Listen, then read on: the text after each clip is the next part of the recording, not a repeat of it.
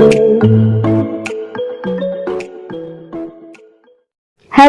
दोस्तों, नमस्कार। स्वागत है आपका मेरे अपने चैनल तैयारी जीवन की में। कैसे हैं आप? आशा करती हूँ बहुत अच्छे होंगे। दोस्तों, आज की किताब आपके जीवन को बदलने वाली है।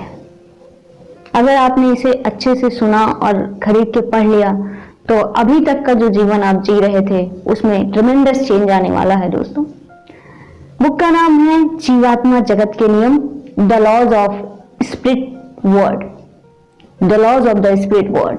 लिखा है बाय खुर्शीद भावनगरी।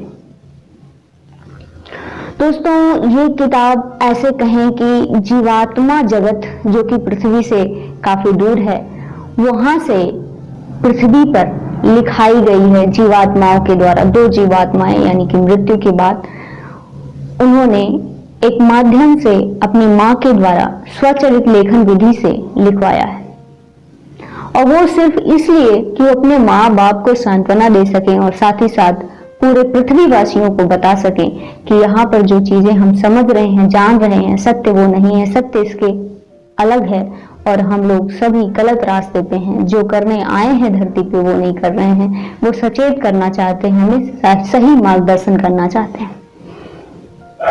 दोस्तों, हुआ क्या था, इसकी छोटी सी कहानी मैं इनिशिएट में बता दूं कि जो ये खुर्शीद भावनगरी हैं, इनके दो बेटे थे, रतु और विष्पी और रतु। विष्पी और रतु का जो है एक रोड एक्सीडेंट में अचानक से देहांत हो गया था।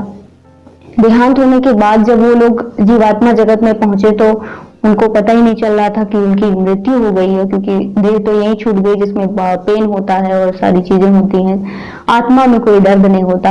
वो जो है अपने छठे लोक में, यानी कि जो है 7 लोग होते हैं, 7वें से छठे लोक में उनका जो है आवास वहां पे पहुंचे। जीवात्मा जगत में छठा लोक उनको मिला। वहां पे वो लोग हैं, वहां से देख रहे हैं कि नीचे उनके मम्मी पापा, मॉम डैड जिन्हें वो कह रहे हैं, बहुत परेशान है, हताश हैं, कैसे होगा उनका जीवन, कैसे चलेगा, क्योंकि 2 बेटे थे, दोनों की अचानक मृत्यु। समझ सकते हैं कितना दुख हुआ होगा। अब उन लोग को भी दुख है कि कैसे इनको संभालें। अब उसके लिए कुछ ना कुछ वो माध्यम ढूंढ रहे थे कि कैसे वो बताएं कि यहाँ पे वो ज्यादा खुश हैं पृथ्वी की अपेक्षा। तो वो सब बातों को, वहां की बातों को यहाँ बताना चाह रहे थे, जिसके लिए उन्होंने किसी माध्यम को ढूंढा और उन्होंने अपने माँ बाप तक एक मैसेज पहुंचाया कि हम आपसे बातें करना चाहते हैं। तो इस माध्यम के थ्रू, माध्यम ऐसा कि ऐसा व्यक्ति जिसका अवचेतन मस्तिष्क पृथ्वी पर रहते हुए भी जागा हुआ हो और वो वहां का मैसेज समझ सके और अपने मैसेज को भी दे सके, ऐसा व्यक्ति जो है मिला और वो बातें स्टार्ट हुई। अब उसके बाद स्वचलित लेखन के माध्यम से, स्वचलित लेखन का मतलब है कि जो भी व्यक्ति स्वचलित लेखन का माध्यम बनेगा उसके हाथ में एक कागज होगा और कलम होगी, और कलम हल्के हाथ से पकड़ी होगी, लेकिन धीरे धीरे वो आत्मा जो आपसे जुड़ रही है, जो आपकी प्रियतम आत्मा है, किसी से भी आप नहीं जुड़ सकते, बहुत ही उससे लगाव होना चाहिए और वो सच्ची आत्मा होनी चाहिए, तभी ये चीजें हो पाती। तो दोस्तों, ये चीजें घटी और हम पृथ्वीवासियों के लिए वरदान के समान है, वरदान है एक तरीके से, कि हमें पता चल जाए कि जो है क्या चीजें गलत हो रही हैं, क्या सही हो रही हैं। इसमें से मैं, बुक तो काफी बड़ी है, 200 पेजेस की बुक है और west selling, national west selling किताब है। बहुत लोग इसे खरीद के पढ़ रहे हैं और हमें और आपको भी पढ़ना चाहिए। मैंने पढ़ लिया है, अब जो है आपको अवश्य पढ़नी चाहिए, क्योंकि अगर इस जीवन को सार्थक बनाना है, जो भी बचा है, तो जरूर इस किताब को पढ़ना आवश्यक है। पहली बात इस बुक में जो उन्होंने बताई कि हमारे यहाँ जो ये धरती है, धरती पे ये सब चीजें जो है प्रसिद्ध हैं, आडंबर प्रसिद्ध है। लोग धर्म के नाम पे, जाति के नाम पे और बहुत सारे लिंग के नाम पे एक दूसरे को प्रताड़ित करते रहते हैं जो है, और बहुत परेशान करते रहते हैं। जबकि जो सही में जहाँ पे ये लोग, जहाँ से ये बात कर रहे हैं, वहां पे कोई ऐसा जाति धर्म लिंग नहीं है, वहां सिर्फ एक ही है, ईश्वर है। उसी ईश्वर की सभी प्रार्थना करते हैं, उसी की सभी पूजा करते हैं, उसी को सब प्रेम करते हैं। तो ईश्वर ही है, और वो ईश्वर जो है अवचेतन मन के रूप में आपके साथ भी है और आपके पास भी हमेशा होता है। लेकिन बात यह है कि धरती पे आने के बाद हम उसे भूल जाते हैं और हमें भुला भी दिया जाता है।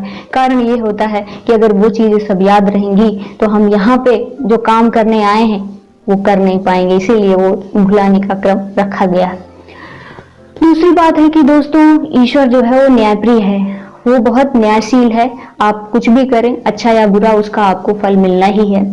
तो हमें अच्छे से अच्छा काम ही करना चाहिए, हमेशा सरल रहना चाहिए, सरल सरल हृदय और सच्चाई से, और जो काम करें वो निस्वार्थपूर्ण ढंग से करें। अगर हम स्वार्थ की दृष्टि से, भले ही स्वर्ग पाना है या अगले जन्म में ये इसका लाभ ये होगा, ऐसा सोच के भी अगर हम किसी की मदद करते हैं तो उस मदद का कोई लाभ नहीं होगा दोस्तों।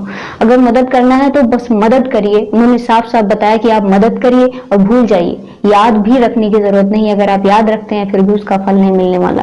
मदद की जरूरत आपको लगी कि सामने वाले को आपकी मदद की जरूरत है और आप गए, आपने मदद किया, उसके बाद भूल जाइए कि आपने कुछ किया भी था। उसे वापस रिटर्न पाने की कोशिश करेंगे फिर तो वो पाप हो जाएगा और फिर निम्न लोकों में जाने का हमारा चांसेस बन जाता है। दोस्तों, परमात्मा और अवचेतन मन अलग अलग नहीं है। परमात्मा ने हम सभी को एक अवचेतन मन दे रखा है और वो अवचेतन मन हमारे पास हमेशा होता है। जो आप सोचेंगे कि कुछ लोग अवचेतन मन या आत्मा उसे ही कह सकते हैं, वो उसकी नहीं सुनते हैं, उसके बजाय वो जो भी करते हैं बुरे काम और दुष्ट आत्माएं हो जाते हैं, कुछ भी करते रहते हैं। क्या उनका अवचेतन मन उन्हें मना नहीं करता ये सब काम करने से? बिल्कुल करता है। शुरू में वो करता है, लेकिन जब उनकी बात नहीं सुनी जाती तो वो बोलना बंद कर देता है और सुषुप्त हो जाता है, सुषुप्त हो जाता है। उसके बाद वो शांत हो जाता है। दोस्तों, हम लोग धरती पर आते क्यों हैं, पुनर्जन्म लेते क्यों हैं? इसके 3 कारण उन्होंने बताए हैं। पहला कारण है आत्म सुधार के लिए। आत्म सुधार मतलब मान लीजिए कि कोई आत्मा 5वें लोक में है और वो चाहती है कि 7वें में पहुंच जाए। सबका लक्ष्य होता है कि 7वें में पहुंच जाए, यानी कि ग्रेटर उठना या आत्मा से परमात्मा में विलीन होना या मोक्ष होना, ये जो है सबका लक्ष्य होता है। तो हर आत्मा धरती पर इसीलिए आती है कि कुछ दिन कम समय में अच्छी ग्रोथ हो जाए। लेकिन चांसेस थोड़े कम होते हैं क्योंकि यहाँ इतनी गंदगी और इतना जो है कदाचार फैला हुआ है कि यहाँ पे आके फंस जाने के चांसेस होते हैं। कई बार वो 5वें लोक की आत्मा गिरकर पहले लोक में पहुंच जाती है, यानी निकृष्ट लोक में पहुंच जाती है। तो ये उसके लिए रिस्क भी होता है, ये एक जुआ के समान है। लेकिन आती हैं आत्माएं अपने आप को उठाने के लिए, पहला कारण होता है। दूसरा कारण होता है कि मान लीजिए कि कोई 2 जुड़वा आत्माएं थी और वो साथ में ट्विन जो है सोल थी। एक आत्मा आगे ऊपर उठ गई, लेकिन दूसरा उसकी जो सहयात्री आत्मा थी वो कहीं फंसी रह गई और वो जो है निकल नहीं पा रही है। तो उसके पास कोई चारा नहीं बचता, वो उसको उठाने के लिए वापस से धरती पर जन्म लेती है। और कभी कभी दोस्तों कोई आत्मा जो बहुत हायर कॉन्शियसनेस में है, वो यहाँ के लोगों को के दुख दर्द को देख के रह नहीं पाती वहां से, तो इनकी मदद करने के लिए, यहाँ के लोगों की मदद करने के लिए वहां से चली आती है और यहाँ मदद करती है। और कभी कभी आप देखे होंगे कि कुछ आत्माएं ऐसी होती हैं कि बहुत जल्द ही अपना जीवन त्याग देती हैं और जल्दी से वो चली जाती हैं। तो यहाँ पे कहा भी जाता है कि ऐसे लोग जो है ईश्वर के बड़े प्यारे होते हैं और जो बहुत जल्दी जिनकी मृत्यु हो जाती है। ये वास्तविकता भी है, क्योंकि इस जो है जो ये आडंबर पूर्ण और इतना जो है सब कुछ फैला हुआ है, आप खुद ही देख रहे हैं कि इसमें सरलता से जी पाना और बहुत ही आराम से, बहुत प्रेम पूर्ण ढंग से रह पाना आसानी से बहुत मुश्किल है। तो ऐसे में उन आत्माओं की जो अचेतन मन होता है, क्योंकि उनका कॉन्शियसनेस बहुत हाई होता है, तो ईश्वर से अंदर ही अंदर प्रार्थना करते रहते हैं कि हमें अब यहाँ से ले चलो। उनके कॉन्शियस मन को, कॉन्शियसनेस वाला जो मन है, अचेतन मन है, उसको पता नहीं रहता, लेकिन अनकॉन्शियस मन ईश्वर को पुकारने लगता है। क्योंकि कॉन्शियस तो यही का मिला हुआ है, यही छूट जाता है, लेकिन अनकॉन्शियस ऊपर से आया हुआ है, वही जाता है। बाकी तो बॉडी आपके सामने यही रह जाती है दोस्तों। तो अगली बात है कि 7 लोक जिसकी हम बात कर रहे हैं वो क्या है। 7 लोक क्रमशः हैं, पहला, दूसरा, तीसरा, चौथा, पांचवा और छठा, सातवां। पहले, दूसरे, तीसरे में क्या है कि घोर अंधकार है, बहुत ज्यादा कष्ट है, बहुत बड़े बड़े शरीर आपको दिए जाते हैं और उसमें जो है घिसटना पड़ता है और हजारों हजार साल की उसमें जिंदगी होती है। यहाँ तो जो धरती पे आए हैं तो 100 साल मैक्सिमम होता है, लेकिन वहां पे हजारों हजार साल जीना पड़ता है। इसलिए वहां से आत्माएं सोचती हैं कि जल्दी से पृथ्वी पर जन्म मिल जाए, क्योंकि पृथ्वी उससे ज्यादा बेहतर है। वहां जो जितनी अंधेरा है, जितनी गंदगी है, उससे ज्यादा बेहतर है पृथ्वी। तो वो जन्म लेना चाहती हैं और जल्दी से जल्दी अपने जो उन्होंने पाप कर्म किया है उसके कष्टों को, उसके सजाओं को भोग कर नए लोकों में जाना चाहती हैं, अपनी उन्नति करना चाहती हैं। इसलिए जो निम्नतम लोकों की आत्माएं होती हैं वो ज्यादातर लालायित होती हैं पृथ्वी पर जन्म लेने के लिए। अगली बात है सेवा के कार्य तो हो ही गया। अब जो है आपके तीन लोग नीचे के जो होते हैं वो थोड़े कष्टकारी होते हैं। चौथा मध्यम लोग यानी पृथ्वी जैसा होता है, ना बहुत कष्ट है ना बहुत आराम है। लेकिन पांचवा छठवां सातवां लोग स्वर्ग लोग कहा जाता है, यानी कि काफी अच्छा है, उन्नतिपूर्ण है, जिसमें पांचवें में अगर कोई आत्मा है तो वो जो है अच्छी मानी जाती है। लेकिन फिर अगर वो जन्म लेती है, वहां से जन्म लेती है अपने आप को उठाने के लिए, तो उसके गिरने के चांसेस ज्यादा रहते हैं। लेकिन अगर कोई छठा या सातवें स्तर की आत्मा है, वो जन्म लेती है अपने आप को ऊपर उठाने के लिए, धरती पर आती है, तो वो उससे ज्यादा नीचे नहीं गिरती। यानी अगर बहुत गिरेगी तो सातवें पे है तो पांचवें पे आ जाएगी, लेकिन वो 1 2 3 लोकों में कभी नहीं जाएगी, ऐसा विष्णु और ऋतु बता रहे हैं। क्योंकि उसका कॉन्शियसनेस बहुत हाई हो जाता है, और हाई हो जाने का कारण यही है कि वो जो है अपने कॉन्शियसनेस को, अगर मान लो यहाँ धरती पे भी है फिर भी वो बहुत गलत काम नहीं कर सकते, नहीं कर पाएंगे, क्योंकि उनका अनकॉन्शियस माइंड उन्हें रोक देता है कि ये काम आपका नहीं, आप इसे मत करिए। तो और अगर ज्यादा फंसने वाली बात होती है तो उन्हें जल्दी समय से पहले यहाँ से उठा ले जाता है दोस्तों। तो अब हमें ये समझना है कि धरती जो है वो हमारी पाठशाला के समान है। हम सभी यहाँ आए हैं, यही 3 मुख्य कारण में से कोई एक होगा। अपने आप को उठाने आए होंगे, या किसी और को ले जाने आए होंगे अपने साथ, या लोगों की मदद करने आए होंगे।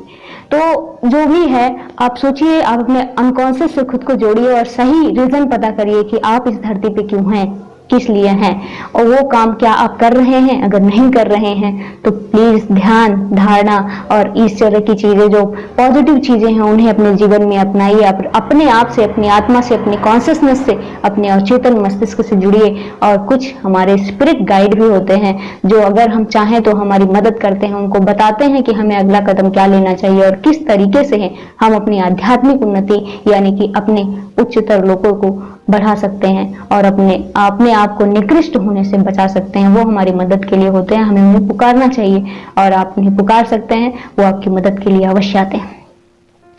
दोस्तों ये सब मैं बता रही हूँ, ये मेरे साथ बहुत सारी चीजें पहले भी होती थी, लेकिन मुझे समझ नहीं आता था कि ये कैसे हो रहा है, और उनके पीछे कोई विशेष एक आधार नहीं था। लेकिन ये किताब पढ़ने के बाद मुझे पता चला कि नहीं, मैं सही रास्ते पे हूँ और चीजें सही चल रही हैं। और अगली बात है कि क्या हमें सबकी मदद करनी चाहिए, यानी हर व्यक्ति को एक समान देखना चाहिए, सबकी मदद हमें करनी चाहिए। जैसे कि जनरल हमारे यहाँ कहा जाता है कि सबको एक दृष्टि से देखो, सबकी मदद करो। लेकिन नहीं दोस्तों, ऋतु और विष्णु ने बताया कि यहाँ पे आत्माएं दोनों तरह की हैं, भली आत्माएं और बुरी आत्माएं, दुष्ट आत्माएं सब हैं। तो आप सबकी मदद नहीं कर सकते। अगर आप किसी दुष्ट आत्मा की मदद करते हैं और वो दुष्ट आत्मा जाके किसी के साथ दुष्टता करती है, तो उस दुष्टता का जो परिणाम होगा उसमें आप भी भागीदार होंगे, तो आपको भी उसकी सजा भुगतनी पड़ेगी। इसलिए मदद करने से पहले आपको सोचना होगा कि जिस आत्मा की मदद करने आप जा रहे हैं, अगर वो भली आत्मा है तो नो डाउट आप उसकी मदद करिए, वो जो भी करेगा वो आप अच्छा होगा। और अगर बुरी आत्मा की मदद आप करते हैं तो उसका सजा भोगने के लिए आपको तैयार रहना चाहिए, क्योंकि वो प्रकृति का नियम है कि अगर आप बुरा करने में सहयोगी होंगे तो आपको बुरा मिलेगा, और अच्छा करने में सहयोगी होंगे तो आपको अच्छा मिलेगा। तो मदद करने से पहले भी हमें ध्यान देना होगा कि हम मदद किसकी करने जा रहे हैं। अच्छे से जांच पड़ताल करके ही मदद की जानी चाहिए।